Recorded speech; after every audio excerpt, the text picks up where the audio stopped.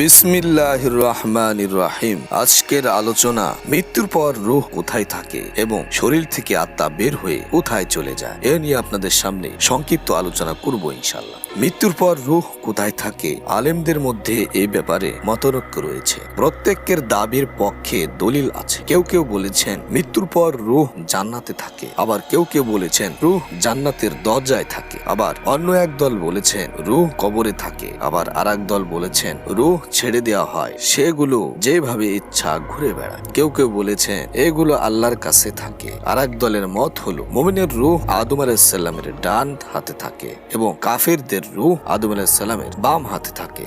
মূল কথা হলো রূহ স্তর অনুসারে বরজখ অর্থাৎ মৃত্যুর পরের জীবন বিভিন্ন স্থানে অবস্থান করে। কোন রূহ ঊর্ধ্ব জগতের সর্বোচ্চ ইল্লিয়নে অবস্থান করে। এগুলো নবীদের রূহ। তাদের রূহ পরস্পর মর্যাদা অনুসারে বিভিন্ন অবস্থানে থাকে। আবার কিছু রূহ সবুজ পাখির পাকস্থলিতে জান্নাতের যেখানে ইচ্ছা সেখানে উড়ে বেড়ায়। এগুলো শহীদদের আত্মা। আবার কারো রূহ জান্নাতের দরজায় অবস্থান করবে, যেমন ইবনে আব্বাস রাদিয়াল্লাহু তাআলা আনহু থেকে বর্ণিত হাদিস শরীফে এসেছে, শহীদরা জান্নাতের দরজায় দীপ্তমান নহরে সবুজ গম্বুজ বিশিষ্ট স্থানে থাকবে। সকাল সন্ধ্যা তাদের জন্য জান্নাত থেকে খাবার আসবে। তবে জাফর ইবনে আবু তালেব রাদিয়াল্লাহু তাআলা আনহু এর ক্ষেত্রে এটি ভিন্ন হবে, কেননা আল্লাহ তার দুই হাতের বিনিময়ে দুটি ডানা দিয়েছেন, যার দ্বারা তিনি ইচ্ছামতো জান্নাতের যেখানে খুশি সেখানে ঘুরে বেড়াতে পারেন। আবার কারো রূহ জমিনে আবদ্ধ থাকে, তার রূহ আসমানে যাবে না, কেননা এসব জমিনের নিম্নে থাকার রূহ। জমিনে অবস্থানরত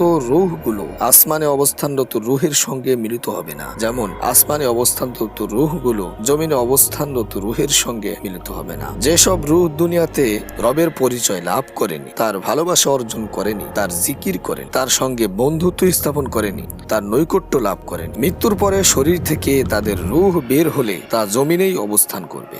এভাবে আসমানে থাকা রূহগুলো দুনিয়াতে আল্লাহর ভালোবাসা, জিকির, নৈকট্য লাভ ও বন্ধুত্ব স্থাপনে সর্বদা ব্যস্ত ছিল। সেগুলো শরীর থেকে আলাদা হওয়ার পরে তার উপযোগী ঊর্ধ্ব জগতের রূহের সঙ্গে মিলিত হবে।